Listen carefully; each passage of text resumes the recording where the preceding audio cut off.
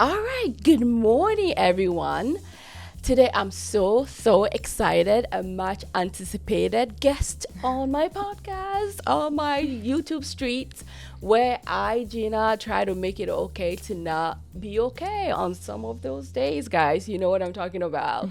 Today we're going to deal with and talk about and tease out anything about emotional regulation. We're going to delve into DBT therapy with none other than Dr. Nancy Garrico. Forgive me, guys. This is our first podcast. So there could be some glitches there, but we'll get in along with it. So, Dr. Nancy, I'm going to introduce you a little bit. And most likely, I'm going to have you add on to it if I miss anything. Of course. I know you are doing so much work out there in the world of training. Some of us as clinicians and providers, and are dealing with emotional regulation as well. For most of our clients, this is like what brings them into our rooms, into our chairs. So, and I know you are the CEO of the Greco Institute of Training. Did I Greco say Training and right? Consulting. Yeah. Yeah, that's awesome. Can you tell us a little more about your institute? What led you to starting it? And before I start my blabbing, I know you do some work also on church trauma and all that stuff. So if you can tell a little bit about yourself Sure. and how you started this journey, please. Yeah, absolutely. I am a clinical psychologist licensed in the state of Connecticut. So I do support a small caseload of clinicians in their trauma recovery, but the bulk of my work is supporting clinicians and organizations with continuing education and clinical supervision and consultation. I just love supporting mental health professionals because we don't have great infrastructure to support us, right? And doing the work that we love to do. And that's why burnout is so high, especially, whether you're working in an agency or private practice, it's there. So we really need to bolster up that support. And that's my job. So I started as, I was working in organizations and nonprofits as a chief psychologist, as a staff psychologist, the training director of a doctoral internship program teaching students. And I did a lot of teaching. That was part of my role. It was teaching complex trauma, DBT, a lot of clinical topics. And I want to say kids, but they're not kids. They're in their young 20s. But these young adults, early career trainees were saying, wow, your training was so informative. I was engaged the whole time. I was paying attention. Usually it's difficult for me to pay attention. And many of them would say, have you ever thought about academia? No, thank you. I'm not interested in teaching in academia, right? I really value clinical instruction. And that's why I created Greco Training and Consulting, is because we focus on continuing education in the real world. What does this really look like in the therapy space, whether it's a virtual space or a physical space, right? And give me some tangible tools. There's nothing worse than going to a training where you're bored, where you're checking your email, and then afterwards you're like, okay, now what? That's great in theory, Right. but now what? So you're not going to feel that way when you leave one of our trainings. Right. And I say "are" because I am the main instructor. I started this. But a lot of folks were asking for trainings on clinical topics that are outside my area of competency. I am not going to teach and instruct on anything that I do not know inside and out, right? Like it needs to be within my scope. So I've contracted out for other fabulous clinicians who are able to instruct on religious trauma, on veterans, supporting veterans in clinical work, therapeutic art making, equine-assisted psychotherapy. So those are all in the works. Those are all happening in the fall. So that's our mission, is to create real-world clinical instruction for the everyday therapist with tangible tools. I love that so much. And I'm signing up. I'm Yeah. signing up my kiddos for it. Do you have a certain age group that you guys target? I heard you saying 20, but do you work, or your team work with? Yeah. So for our workshops, they are focused on clinicians, and typically the clinicians are working with adults, but we do talk about across the lifespan. And we are going to have more kid-focused and family-focused workshops coming up. But you bring up a fabulous point. What about just the everyday person, someone who wants to learn more about complex trauma, or maybe they're not in the mental health field? a lot of our trainings, especially the ones on demand, there's going to be more on demand this year, are helpful for any helping profession, whether you're an educator, you're a nurse, you're in the medical field. And I do have some ideas in the works for just general population. So stay tuned. I love that. I love the idea. Researching everything you're doing, so amazing. Thank you. I came across the fact that we as professionals can earn CEUs too, which is exciting. I'm Absolutely. spreading the word. Thank Spreading you. the word to my groups. Yeah, there's nothing worse than boring CEUs. I Right? know. This is exciting. In person and virtual, it sounds like, right? Very flexible. Virtual, in person, are more private groups and organizations. Although I am planning an event November 1st in Manchester, Connecticut, where we're going to do alternate paths to healing. And we're going to include sound healing, therapeutic art making. We're making friendship bracelets and networking. It's going to feel like you're just hanging out with friends, having a good time.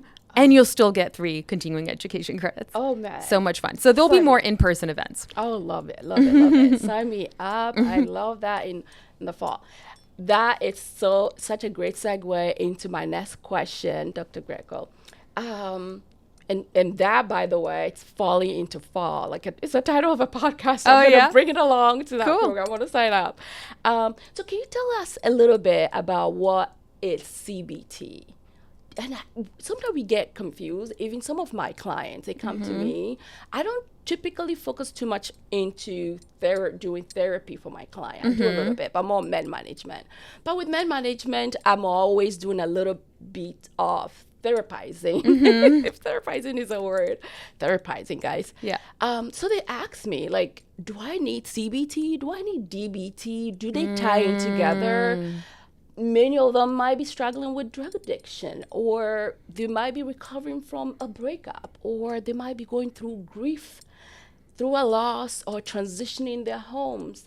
Does CBT and DBT, are they the same? Can you tell us a little bit? I'm happy to tease this apart for you. And I'm so glad that you offer this psychoeducation for folks, because it's confusing out there. All these acronyms, CBT, DBT, ACT, EMDR. What do I need? Tell me. So I'm so glad that you support folks in that.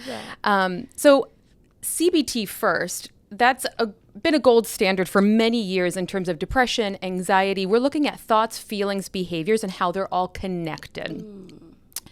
With DBT, we're talking about dialectical behavioral therapy. Now, the reason why I'm jumping to DBT is because DBT is probably the most functional in terms of what it can support folks with. So CBT is the original, again, thoughts, feelings, behaviors. A lot of people were finding CBT to be invalidating, right? It was very change focused. Change your thoughts, change your feelings, and you'll get better. And they weren't getting better, especially for folks who struggle with chronic suicidality, which is where DBT comes in. DBT was created, again, because CBT was found to be an experience to be invalidating because it's so change-focused. And so DBT holds a fundamental dialectic of acceptance and change, right? So with DBT, acceptance and change, yes, we accept where you are. We accept that you're doing the best you can. And the key word there is and. You can try harder and you can learn more skills and you can be more effective. So that's where DBT comes in. And DBT focuses on dialectics. We're focused on cognitive flexibility. We're focused on skills building. We're talking about core mindfulness skills, emotion regulation, distress tolerance, interpersonal effectiveness skills. I mean, really, when you talk about addiction, struggling with resources, I wish everybody could take a DBT course. Really, this is great for any human. If you have feelings, if you work with other people, if you're, in a relationship with anyone, DBT is for you. Right. DBT can be so, so helpful. And it's funny because, again, DBT stems from CBT. Marsha Linehan, who founded DBT, her first textbook is called Cognitive Behavioral Therapy for Borderline Personality Disorder, which is really funny. It's a funny little factoid for you because it's not called DBT. It's not called Dialectical Behavioral Therapy for Borderline Personality Disorder. It's called Cognitive Behavioral Therapy for Borderline Personality Disorder. So in order to be a good DBT therapist, you have to be a good CBT therapist. So they do go hand in hand. It's like CBT plus. Right. Oh my goodness. I love that so much. And the core skill building, if you don't mind highlighting those 3 points you said, as you can see, Guys, I'm taking notes. Okay? So you should take your notes, write your notes down, listen and listen over if you have to. Truly, these are like she's dropping some great nuggets. Yeah. So I call interpersonal skill building, which is more like in the inside, right? You're building that tolerance, distress tolerance. So that's more distress tolerance. Right. So I'll break them down, right? Because it's a lot, and I can talk about this stuff like, like I'm talking about the breakfast menu. So please slow me down and write notes because, again, I'm just so familiar with the material. Yeah. So first we start with core mindfulness skills. That is what you learn and teach first because mindfulness is at the foundation of everything. If I don't know, if I'm not connected to my internal experiences, if I'm not aware of my environment, then how am I going to know what skills I need? So true. Right? I need to be connected. I need to know what's going on in order to make an informed decision. So from there, then I teach distress tolerance skills. That's when we're feeling emotionally overwhelmed, right? We're in a quote unquote crisis. And we try to get through the crisis without making things worse. We all have skills to get through crisis. I mean, we get through lives, on an everyday basis, whether it's your boss wants to see you at the end of the day or your partner says, we need to talk, I'm unhappy. Yeah, right? Like I saw your face. It's like, oh gosh, those emotions are big. Oh, yeah. And that's a crisis, whether it's an emotional crisis, an environmental crisis.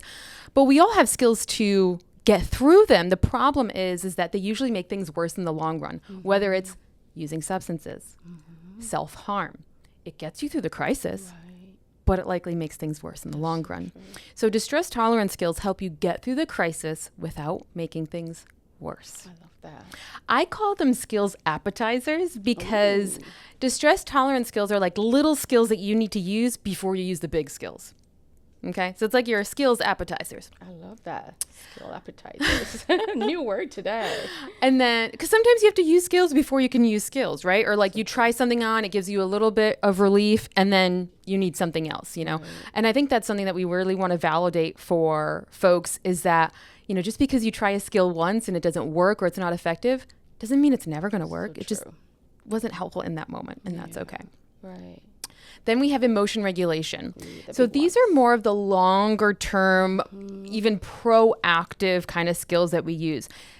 In DBT, this is where we do a lot of learning, a lot of teaching, because we're learning about emotions. What's the function of an emotion? When I feel this in my body, what is that called? There are a lot of people walking around who are not connected to their internal experiences, and they don't know that when their heart's racing, that's anxiety.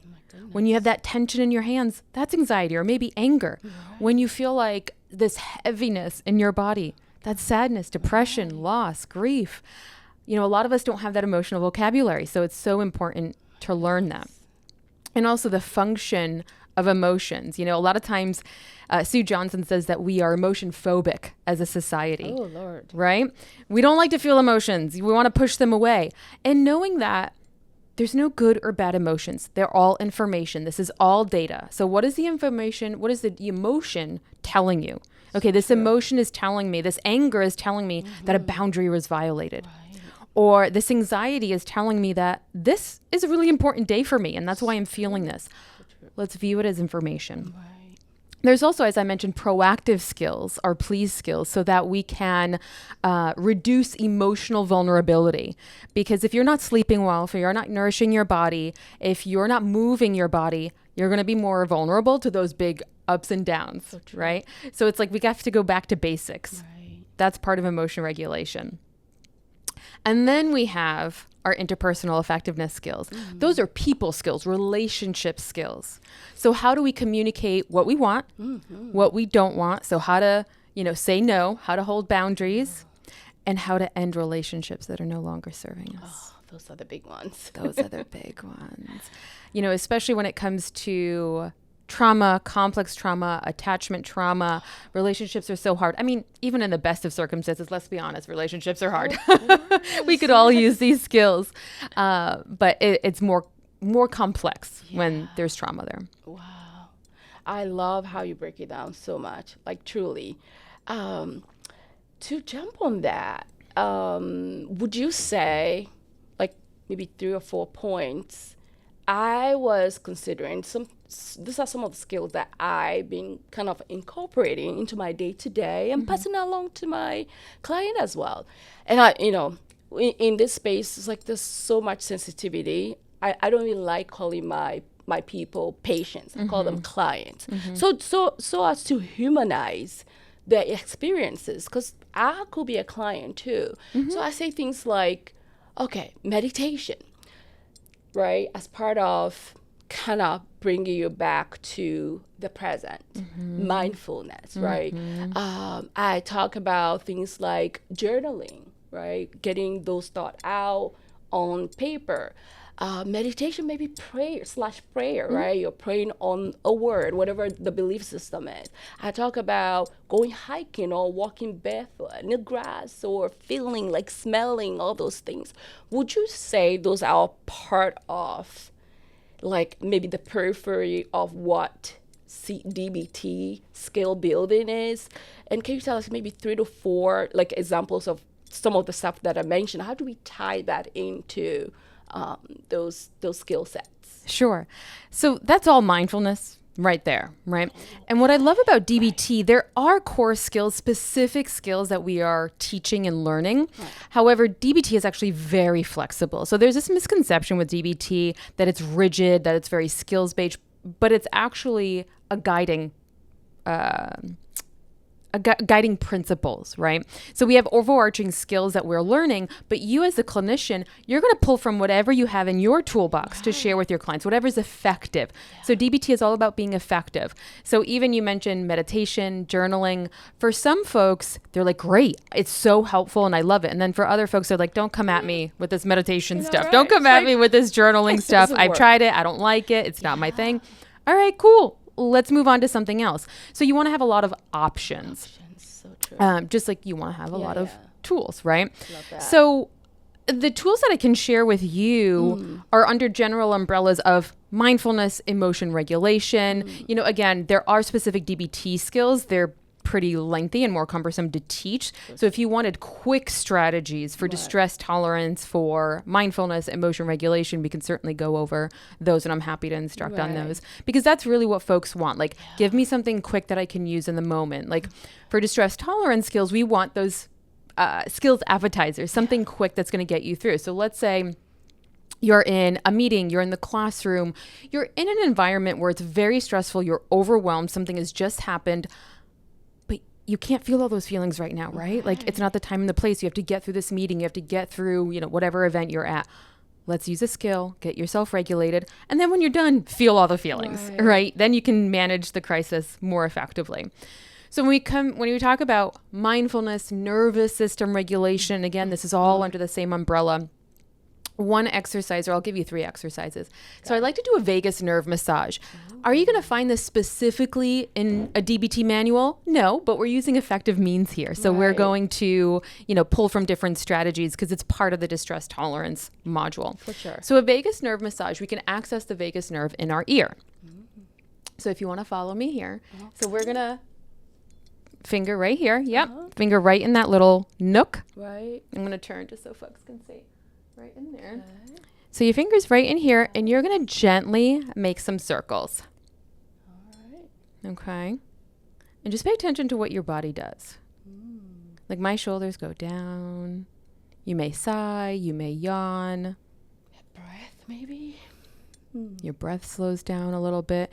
You do this for, 30 to 60 seconds, and then you switch ears. See what happens on this side. This little nook in your ear.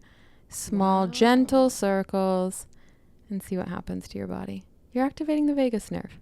The vagus nerve is responsible for your parasympathetic nervous system, just activating that and bringing some relaxation.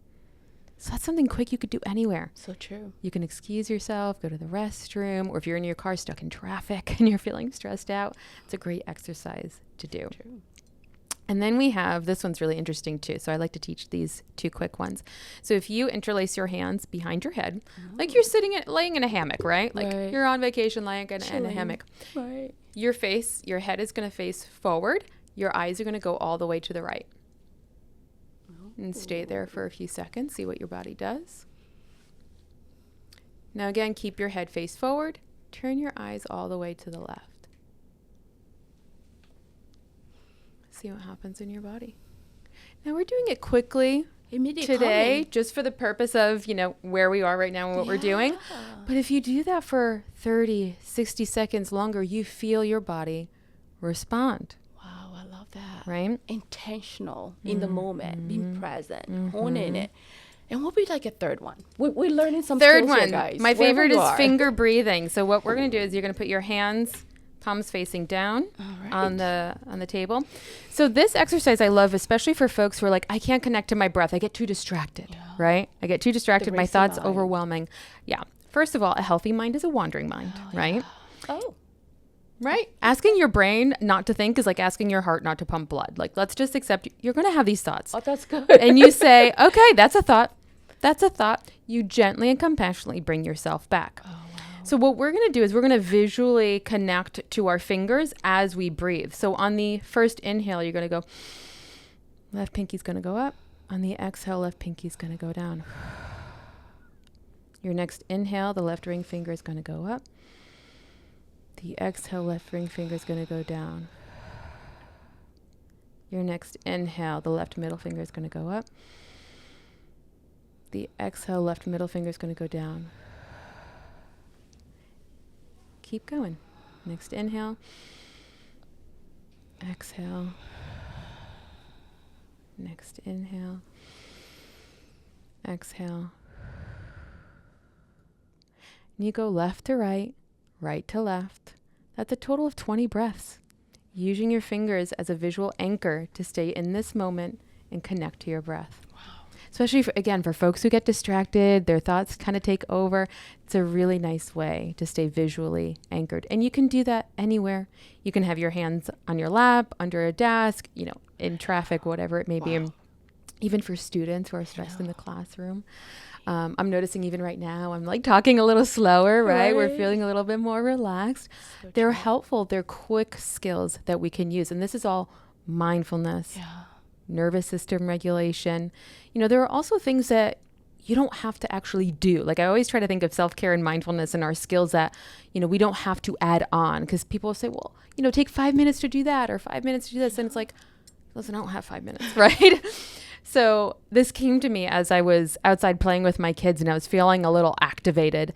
And I'm like, you know what? I'm just going to take my shoes off. I can't leave them for 5 minutes and be like, mommy needs to regulate. Sometimes we can, but we were outside. I wasn't going to do that.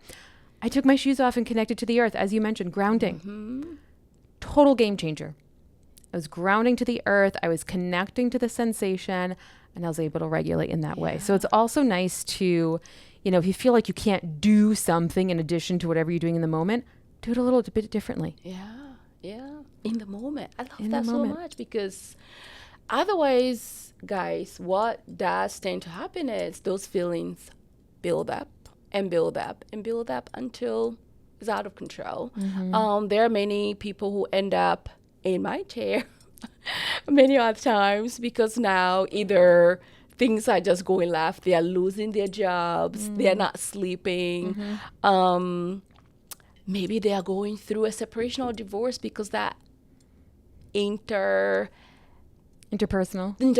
skill building is not there and is showing up in their environment. Do you see, when I say in my chair, most of the time is we, the women, right? If you want to go into that conversation a little bit, how often have you seen in your journey men maybe seeking help or engaging in DBT therapy or looking for that skill set, if they're not, let's say, mandated by court or made to by partner, is this beneficial for both genders, would you say? And the other big question that I get a lot is, do I have to do group? I hate group.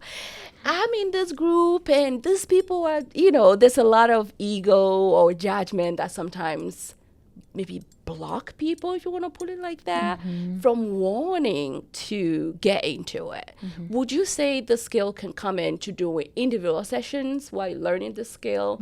And what have you seen in regards to gender? Yeah, great question. If I want to go there a little bit. So, my first thought is DBT is great for anybody. They have DBT for adolescents, kids, for, any gender, really, because And I'm seeing recently, I usually work with women, like they're my people, right? Like I love supporting women. Right. But I've seen a lot of young men, and by young men, I mean, that 18 to 25, 27 age group, that young adulthood, where interesting. they're needing more support. And thankfully with this generation, they're more likely to seek support. They don't have to be the big tough guys anymore. We're allowing more vulnerability across genders, which I think is so great.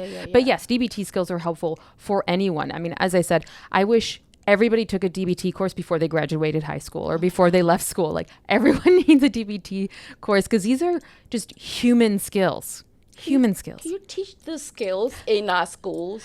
I want can you to. imagine middle school, high Middle school, school, or even elementary? Like truly, do you do? I don't want to cut you about that. That's just so exciting. Can you imagine building the skill set when their minds are still malleable, as like the malleable, the impressionable brain to boys and girls? I think there's more movement in that area. So Okay. I think especially Connecticut is doing a good job of having clinicians in the school. So not just a school social worker, not just a school psychologist who can check in with you here and there, but also organizations have their clinicians represented in schools, which I think is really great. And I would love to see more DBT groups, especially for, as you said, those tough years, middle school, high school, where there's a lot to manage. And what better time to learn about how to manage your emotions, those big feelings that are coming through. Relationships are a big focus for that age group, for sure. And, in terms of group in general, whether, regardless of gender and age, groups can be hard for folks. So true. Right. But the purpose of DBT groups, we're not processing trauma. We're not talking about deep stuff. We're talking about skills training. You learn a skill, you practice a skill, you do your homework, you come back next week. So if you're just someone who wants to go there, do your thing, come back next week, cool. That's for you. Right. You don't have to feel like you have to be friends with everyone, right? Because I know a lot of folks are like, listen, I'm not trying to meet new people and I don't want to feel vulnerable. Like, you don't have to. Like, if you want to treat it as a class, treat it as a class. For sure. That's totally cool. Yeah. However, if you're relationally oriented and you want to make some friends, especially some people who get it, Right. that's helpful too. So just like anything in life, it's really what you make of it. Right. What do you want to take out of it? Yeah. Right. So, it can be very helpful.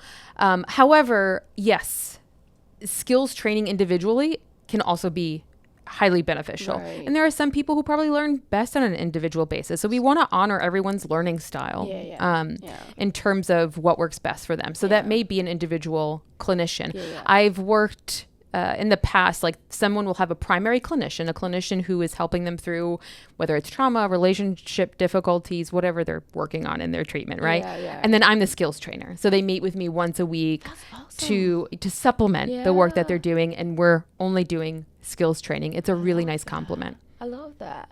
I like that, calling it supplement, because you need those additional, like the scale, like the tools you can go to when things are going south. Yeah. And to really distance from shame and guilt. I think Brené Brown, and I was listening to your work with the Women's Consortium, if I'm saying it right, and you were talking about Brené Brown's work around shame and guilt. And this, I honestly think the DBT skill set building ties in so much into her work as well, or some of her work pieces. Maybe she took it from the DBT skill building set.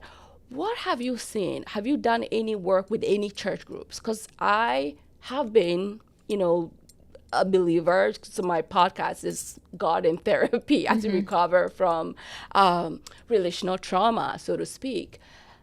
Have you seen any of your clinicians or trained clinicians doing work in those areas? Because that's very interesting that from my research, at least, majority of women seek, that it feels like church is a place for some type of therapy, right? You're not really building that skill. And I feel like taking that from just like a secular world into those spaces can be so life-changing for many families. Absolutely. What have you seen in regard to those two Yeah, so there's a lot to unpack yes. there. I know. I'm like throwing it all. Like, But it all makes sense. It's all let's get connected. So Interconnected, in right. terms of guilt and shame, we cover that in so much detail in DBT. And I often incorporate the work of Dr. Brene Brown because she's the expert, right? Like she is our guilt and shame guru. And that's totally okay in DBT. You know, again, DBT was founded by Marsha Linehan, and folks think like, oh, you have to do everything Marsha says. Like, no, you're using effective means. You're pulling from anyone that's effective, right? So I often pull from Dr. Brene Brown. And we often talk about guilt and shame because folks who, you know, really benefit from DBT, especially with complex trauma, chronic emotion dysregulation, there's a lot of guilt and shame. And as women, we experience a lot of guilt and shame. It's like part of our social construction of guilt and shame. And so the other piece that you mentioned in seeking church faith as a place to be seen, accepted. And for some folks, it is a replacement for therapy. It is not therapy, right? You know, some people will say like, oh, the gym is my therapy, or, you know, church is my therapy. And those are all great supports. Those are all great coping skills, right? Right. But only therapy is therapy, and I'll say that.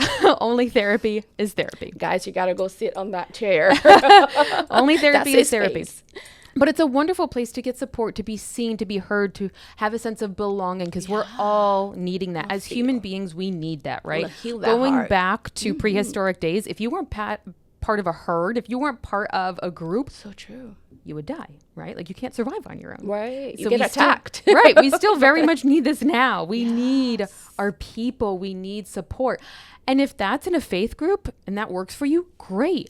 Although we are also seeing the darker side of that, where in some faith groups, in some, and this is any group, right? Like this isn't pinpointing any specific denomination, but any group, wherever you have a group of people, you could also have abuse of power. Yeah. You know, this isn't just about religion. This is any group of humans. So true. So we can see abuse of power, power and control. I mean, that's the cycle of abuse, part of power and control. This can absolutely be helpful for folks in learning skills to manage life and to feel that empowerment. Oh my goodness. Because whether it's religion or anything else, as you mentioned, an escape, it's a more passive approach, right? Like I am relying on something external. I'm relying on faith. I'm relying on this community to help me feel whole or help me. Take the pain away, even if you want to put it that way. Right. But what is your role? Yeah. What is your role? How are you taking charge? Where is your agency? We all need agency. Right. Because, you know, when it comes to trauma where you don't have that agency, we want that agency back. Yes. We want to feel like I have control over my environment. I have this empowerment where I'm able to manage my emotions, where I'm able to take, you know, control of what's going on in my life, my relationships. Like I am the one who turns the dial on the thermostat, right? Like no one else is doing that for me, whether it's, you know, a group, a faith, or an individual person. Yeah. There are no of gurus course. here. Yeah, no. Absolutely. This is the driving force, at least for what I do. To know for many years. So 2 stories come up with that. Story time. Story time. Sure, story time. We love story time. So, and I'm being mindful all the time too while I go into the story, not to go off a spiel. So when I was doing my clinical rotation, I had a rotation with Dr. Peacock. Amazing, awesome doctor. I always mention this because he changed my life forever. So, you know, we follow him, a beaver of us, med student, psych nurse practitioners. We're like learning. And I'm just like so green to the mental health space. Being an African-American woman, being an immigrant woman, being from the church, it was like, oh, wow. Okay, so you're saying what I'm feeling is anxiety?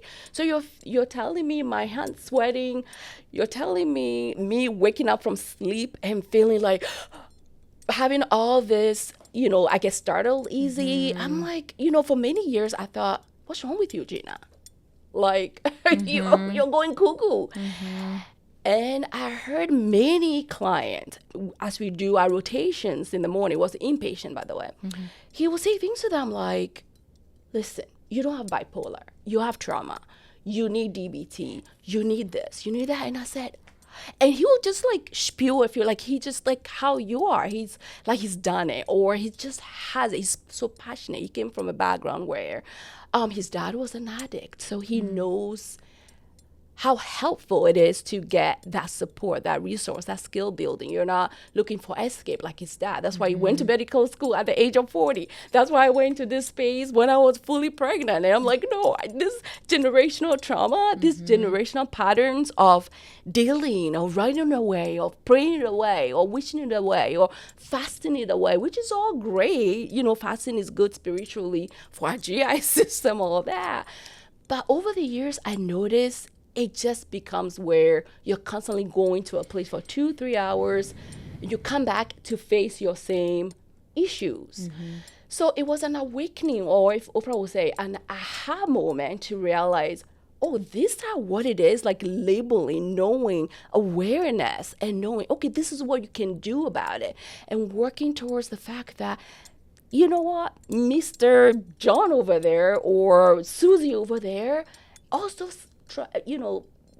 struggles with those same feelings, and knowing that you can just kind of like, people have a little bit of shame, talk about shame and guilt, like, I have bipolar, it's my bipolar, you know.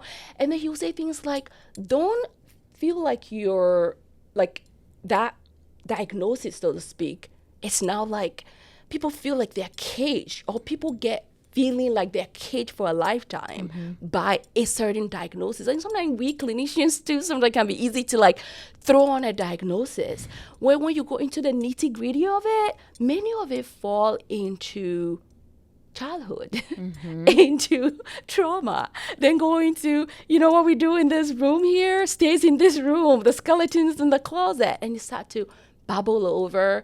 If you don't have the support or exposure to know that it's okay not to be okay. That's why I say that on my podcast all the time. It's okay to not be okay. So I was telling that story to say that there's a lot of people who are hiding, afraid of their stories. Like my story, I share it all the time, even going through my separation, going through my divorce. Life happens, and difficulties are unavoidable, guys. Whether it's you're living and blaming your parents, like Dr. Peacock, he could have lived his life blaming his dad for being an alcoholic. But guess what? At 40, he was like, I had an awakening. He's doing the work to heal and continue to heal. Sometimes I feel like it's a lifetime. I don't feel like you can build the skill set, learn it, and then just be like, Yeah, we're not done. I'm done. Yeah. I really have like a certain visceral reaction when people say, no, I'm healed now. Maybe you're healed now because you're not experiencing the triggers. So then I realized in those moments, my own struggle, my own weaknesses, my own that I brought to my relationships, and I'm working to heal it. So as we segue into kind of closing off our session, can you tell us a little bit, in vulnerable moment, I shared a little bit of my story, your story. And to segue into some of the stuff, you highlight a little bit of the stuff you're having going on. I'm heavy, like in the church community a little bit. I was very excited to know that you have some clinicians who are talking. Can you tell us like timelines? Is it the fall, the winter, like some of the programs that you're looking to, have available to the public, to the general public, and where we can find you because we need you. Yeah. So a little bit of your story of, vulnerable moment, you don't have full disclosure or anything, and then some of the stuff that you're having out there that we can stick around. And so I so appreciate that you're vulnerable and sharing your story with folks, because It takes a lot of courage. It does take a lot of courage, but it's that Absolutely. empowered vulnerability, right? We do it from a very grounded, intentional place. And, in terms of my story, this is why I talk so much about complex trauma, because I, like many people, I wouldn't sit there and say like, yeah, I'm a trauma survivor. And, even though I've experienced overt trauma, covert trauma, all of it, right? Like I can pinpoint a bunch of this, like many of us are trauma survivors. Oh, yeah. And, making meaning out of it and how you live through it and the supports that you have, that makes all the difference, right? Absolutely. So for, we say in terms of complex trauma, the first trauma is what happened to you. The second trauma is not being believed, not being heard, not being supported. And through support, through my own work, I've been able to support others, which is really great. But my mission is really to broaden our understanding by by which we understand complex trauma, because again, there are so many people out there who are suffering and who think that they're quote unquote crazy. Yeah. What's wrong with me? What's wrong with me? The what's Or wrong with us they phenomenon. have 3, 4 psychiatric and medical diagnoses. Like there's trauma underneath, right? Like there's trauma that really underpins all of that. And we need to do a better job of assessing and supporting Teasing these it folks. out. Right. And so that's my mission is, I'm kind of a disruptor where someone will come and be like, my childhood was normal, whatever normal means, right? Let's talk and about then it. let's dive into that a little Right. bit. When we talk a little bit more, it's like, there's some trauma there. There's some trauma there. And I get it. It's hard. It kind of turns everything upside down, but there's a lot of understanding and you're doing it in a safe space. And so, that's why the work that I do is so important. And complex trauma in the nervous system is available on demand on my website, drgreco.com. Okay. We have workshops, almost every week, especially now starting in the fall, almost every week. So religious trauma, when faith becomes harmful, our first event in June sold out. So the next time we're doing it is October 25th. You're going to want to get your tickets now, October 25th. Religious trauma. October 25th. Yeah, religious trauma, when faith becomes harmful. Nicole Wargo Boswell is the expert on religious trauma. She went through her own deconstruction.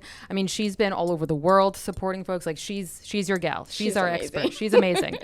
And she's also doing From Faith to Freedom, religious trauma within Christian settings, right?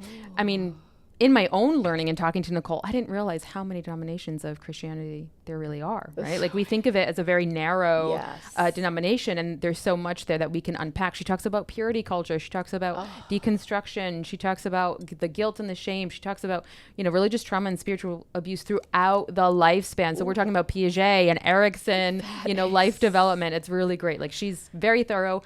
And just a wonderful human to know. Oh my goodness. And, in terms of my workshops, I have a documentation training coming up, which I think is fabulous because it's not a typical documentation training of do this, don't do that. It's for the clinician in the real world who you have a tough session, you sit at your laptop and you're like, I don't even know how to write this note. Like, how do I therapize this? How do I put this into words? This is the training I have for 30 you. notes pending. I'm finished. Guilty. We have a veterans course coming up. So this is a military social worker out in Colorado who I've contracted with. So he's going to talk about his lived experience and, that of supporting other veterans. Therapeutic art making October, trauma focused equine assisted psychotherapy also in October. There's so much available. You do a walk? Yes, I do a walk and I saw network that group. live. So for therapists to meet up and talk and network, we're in Manchester at Charter Oak Park. Check out my website. It's so much fun. And it's so funny because I'm connected to woo-woo and the universe and all that. I love it, right? Yes. And it's so funny because every month it's like the right people always show up. Like the people who need to meet each other, right. the people who make these connections. It's just so interesting how it's always like the right people who just show up on that day. And it's such a fun time. It's so much fun. We're moving our bodies. It's great. Nothing like we clinicians also getting the help we need because we get burned out so much. We have notes and we have this and we're sleeping like waking up like, did I do that? No. Is that patient okay? Is that client okay? That kind of thing. So my hat's off, like literally to you for the work you're doing out there, especially when it comes to we providers, we clinicians, so we can feel sane and zen while we give, because it's such a giving space that if you're not mindful for our own selves, we can start to tap out. And that's where you're just like listening to your client and you're going, there's no skill building there because you're like, so recognizing that in ourselves too, so we can bring the best versions of ourselves. So guys, if you're a clinician, a provider, you're looking for CEUs as well, your lady, your professional to look out for is Dr. Nancy Greco. Thank you so much for your time today. I'm certainly going to start stalking you for another session coming up. And with Nicole, all the wonderful people you have in your team. I'm very excited to have been able to connect with you. And guys, like I always say, if you can whip it in your mind, you can whip it in your DBT skill, in your emotional regulation, wherever you are in the journey. And on that note, please give us a like, share to everyone in your network. Love you so much. And thank you for supporting this work. I appreciate you guys. Bye. Love you.